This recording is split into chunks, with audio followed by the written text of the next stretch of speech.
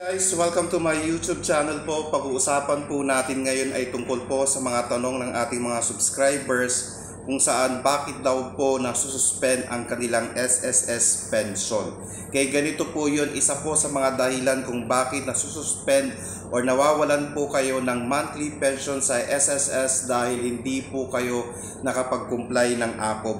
Okay? Ang AKOP po or Annual Confirmation of Pensioner po ay kino-comply po ng ating mga pensioners, katulad na lang po ng retiree pensioners po na may edad na 80 years old and above, or retiree pensioners po natin na residing abroad, or mga survivorship pensioner po natin, mga total disability pensioner po natin, at syempre ang ating dependents pensioner po.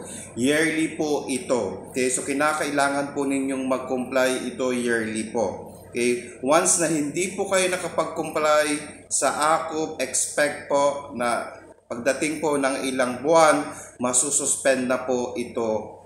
Masususpend na po ang inyong monthly pension.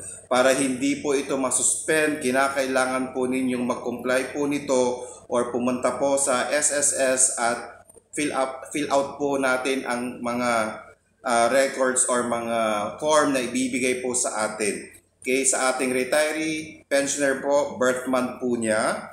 Ayan po, sa survivorship pensioner po, birth month po ng deceased spouse. Sa ating total disability pensioner po, ayan, birth month po niya. At syempre po, ang dependents pensioner po, birth month po ng deceased parent po. So doon po kayo sa birth month po magpa-file or magko-comply ng inyong AKOP or Annual Confirmation of Pensioner.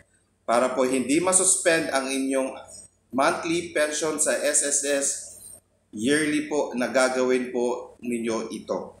Okay, sana po nakatulong po ako. Please do not forget to subscribe, like, and share para po lagi po kayong updated sa ating mga videos. Maraming salamat po and stay safe. Bye-bye!